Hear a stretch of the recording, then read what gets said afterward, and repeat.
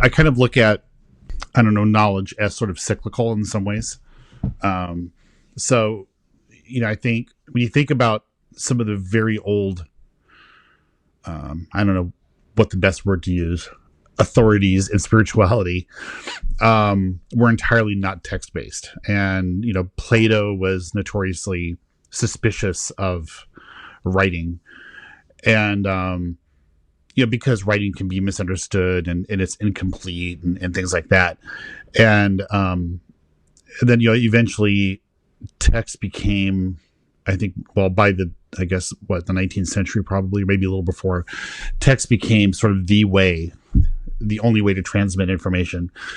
And I think it's interesting because my spiritual practice, the Afro-Cuban Lukumi spiritual practice is almost entirely not text-based.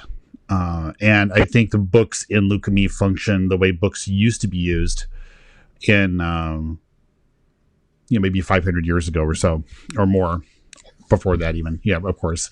Where they were just used to note the things that maybe were hard to remember, or to perhaps be notes, or perhaps just carrying on something that needed to be carried on, but they weren't always meant to be definitive in and of themselves, especially esoteric texts.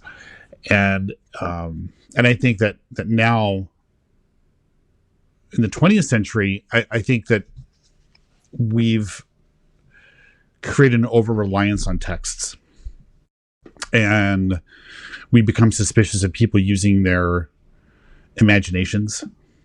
And I think it's created a strange imbalance in the spiritual world. And so now with the internet, I don't know where that's going. I don't know if it's equalizing in some way, because people complain about people not reading anymore. And that's obviously not true. I mean, people are reading all the time. But I think people in the esoteric communities, people are starting to kind of relearn an experiential experience, and kind of going outside of the books, because I think if you do any kind of spiritual practice enough, you'll realize the books really just don't tell you that much. This is, it's like, fixing a car, or cooking or anything like that. The book's going to get you started, but it really doesn't carry you all the way through. And this is this is coming from someone who loves books. Yeah. But my Lukumi experience, my Afro-Cuban experience has taught me that it's like a photograph. It's like describing an actual 3D experience through a photograph. It just doesn't do that. It doesn't do everything. It reminds you, Something that I think I realized more fully once I started learning from occult books, which wasn't the case all along, is that there's a very different relationship between what I might call sort of practical or instructional texts, mm-hmm. and canonical texts, which is what I was raised on as a Jewish person. Texts that are taken to be sort of revealed or contain like indelible truths, or maybe even more accurately, texts that are considered to be objective for all intents and purposes, rather than like someone's point of view or advice about something. And, that point of view in the Jewish tradition, the sort of objectivity point of view even subsumes texts that clearly are like one person's point of view. Like they're taken to be the word of God. And so therefore that one person's point of view is now considered objective and canonical. And you're supposed to emulate that person in every way. It's not just like a relationship with another person or spirit and sort of a give and take between you and the text. And when I started to do astrology and magic and stuff like that, I realized that it wasn't like that at all, or at least the stuff I was finding was not like that at all. How do you think that sort of religious background has obscured maybe the relationship to text as a dialogue. Well, I mean, you brought up the Jewish texts, and those really aren't meant to be instructional. Though they're meant to be to fill other roles, such as a historical role, and to describe lineages, and also codify certain religious and cultural rules. You don't sit down and you don't really learn how to be Jewish from reading the Old Testament necessarily. Well, I do, but everybody thinks I'm very weird for doing that. I mean, most people besides you would learn that through living in the culture, right? And experience, and whereas a lot of occult texts are purely instructional. And I don't know it from Lukami. It's interesting because there are books you can buy. Some of them are fairly detailed, but they're always missing something. And I think a lot of times that's intentional. And I always say that, the secret in making a religious act work in Lukami is lineage. And lineage is the one thing you cannot transmit through a book. It actually has to be done to you through ceremony. And that makes me suspicious of a lot of occult books that there's just that one little key missing. I've made a few rants about this on Twitter about Picatrix. And as much as I love the book, and that was my first project, was translating that. I spoke to an Arabic magician, and and Westerners make this mistake that we look at Picatrix as representing a type of magic that has gone away. But really, it's continued to be practiced in the Arabic world. It never went away. And it's from our Western perspective, we're trying to reclaim it. And so he was telling me that in the Arabic world, Picatrix is just a blip on the radar. It's barely even there. There's Al-Buni is probably more influential, but he said that when you read Picatrix, he said that the things that they talk about need to be done. When you talk about codifying a ceremony, for instance, those have to be done, but they don't talk about the things that also kind of should be done. He mentioned the one thing he mentioned to me was ceremonies that clear the space from certain spirits, meant to protect the space, so that the ceremony can actually work. And that kind of started freaking me out a little bit, because I don't know. I don't want to take away anybody's experience, and I do believe that if you work with spirits enough, something is going to happen eventually. So I think that those experiences are real, but I also know that when you kind of do the entire experience, you have a much different result as well. And again, I keep mentioning Lukami, but that it's sort of like the difference between setting up an altar to Oshun and lighting a candle and praying to her and hoping that she'll listen, which maybe, I'm not going to speak for Oshun, but maybe something will happen. But when you do the entire thing through, again, through lineage, you do the entire ceremony, you have a much different experience. And so I feel like that sometimes we sort of equalize all books. We look at things like, the Jewish texts, the Bible itself, or Corpus Hermeticum, and then we kind of equalize that with Solomonic magic texts and Agrippa and Picatrix. We kind of put these all in this one big category, esoteric, but they really kind of all form different roles, and we also don't even know these instructional texts what they were doing in real life. We don't have this like unbroken tradition. I mean, Judaism, we at least have this unbroken tradition where you have, people talking and teaching and things like that, and we just don't have that with magic in the West. Yeah, the terminology used in the Jewish world is the written Torah and the oral Torah, and that these are considered to be inseparable, separate, but you can't have one without the other. Right. And so the sort of textual irony of rabbinic Judaism is that the oral Torah was written down.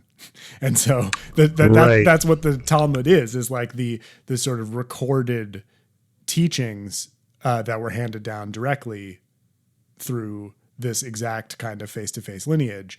And that was done for preservation purposes. Like it was like an existential threat to the culture, and the decision was made to write them down. And the thing is, it was, and this is contrasts with this sort of magical and astrological and other sort of more suppressed traditions in a very interesting way.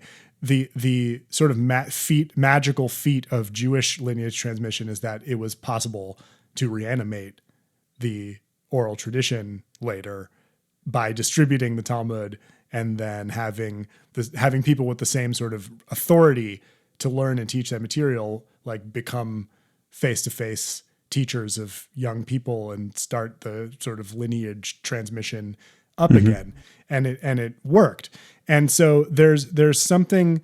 Now they're very devoted to the written down teachings that they're transmitting verbally. So it's not quite the same feeling as you get, as for example, as I've gotten in a Buddhist environment where you're sitting face to face with somebody who's speaking completely off the dome and not quoting anything, and right. that you're dealing with like a fully realized person as your sort of transmitter that you're receiving from. But it does, I think, shines a very interesting light on the nature of lineage to me, the Jewish story, that like it can be frozen and reanimated like that. And so that leads me to lots of questions about the project of translating occult books, which have been frozen in time at some point for all kinds of historical reasons, and come back up as these little slivers. The thing you were saying about the Picatrix being just a blip in the actual culture where it comes from. I often get that feeling about Hellenistic astrology texts too. Like this whole, very much so. This whole tradition is based on like 20 guys' books, and it becomes this game of telephone, right? Where like, and almost none of them complete. Yeah, right. It's fragments of them. So I think the question that I want to ask is like, what is the role of translation in the reanimation of lineage, and like what, like, because I actually want to know. I want to know something kind of spiritual about it. It's like you must be encountering these authors as a being in order to try and bring their words into a new culture, language, context. What is the effect of doing something like that on your sort of lineage relationship with them? Yeah, I definitely had moments translating Agrippa where I did feel him. I don't know if that's going to replicate to other projects I do, but it definitely happened with him. I think that, really what's happening now is when we think about it, studying these older astrological and in many cases magical texts, we've just started. The traditional revival in astrology really started happening in the 80s. Is that right? Yeah, in the 80s, but it didn't really gather a lot of steam until the early 2000s. And so, gosh, when I started with Lily, and I think we had, I don't know, 10 books, I think, maybe at the time. Bonatti was just coming out when I started. So this is the first step. The first step is making these texts available. And in really in the driest, deadest way possible. All we're doing is, and this is my intention with Agrippa as well, is that's why I didn't put too much interpretation into it, because I wanted to have a good copy to start with, and that's kind of where we are with a lot of astrology texts. There's I think the commentary on a lot of what we have, especially over the most recent 10 years, is kind of imperfect. We're all kind of feeling our way in the dark. So this is just the beginning of it, and the lineages have been broken. And in the West, they've been broken for a very long time. I think, honestly, I hardly count the Renaissance even with astrology, because there's such a break that happened. Because they were doing the same thing we're doing. I think this is going to get interesting in the next 20 years, 30 years. I may not even see it, because I remember in that recent interview Demetri George did with Chris Brennan, she mentioned when Robert Schmidt first translated the first releases from Project Hindsight, everyone was really excited, and then you start reading it and you're like, what the hell is this? Like, nothing made sense whatsoever. And we're a little bit past that point now, just a little bit. I started studying the Arabic material, and at first pass, it's a lot of techniques. And so right now people are talking about primary directions and transits and Fradaria and profections and all these other techniques. And we haven't really reached the stage of what to do with everything yet, how to sort of arrange it into an actual picture, which is, I know this is what they were really doing, but we're kind of rediscovering it. But thankfully that also has not died out in the Arabic worlds. I think, as Westerners rediscovering that, tapping into generous Arabic speaking people who will tell us these things, hopefully will help that along. But I think we're still fishing around the dark a lot, but we're better off for sure. So there's a way you put it about it being the first step, the translation and the sort of reanimation of the text being a first step. Right. Are you saying that the steps after that are relationship steps? It's like you start. Is it a conversation that you're trying to start, or what is the goal of the text being woken up? What is it trying to instigate exactly? Experimentation, and people talking about that. We've kind of reached a point, I think, in our current cultural state where we're more suspicious of teachers today than we used to be. Probably to a large extent, justifiably so. But I think with the internet, we're kind of in a better spot than I think we've ever been, because now we have these texts and people could just talk about it. I mean, things like Twitter and social media is a horrible medium to do this with.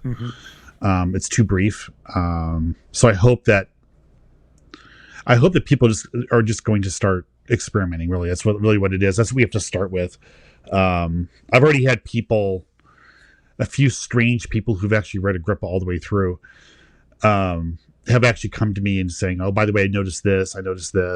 This maybe is this a contradiction?" Things like that, which is encouraging. That people are noticing these kind of just a weird thing, just the weird things you won't notice by skimming. So these weird people are out there, and I appreciate that. So, but yeah, I don't know.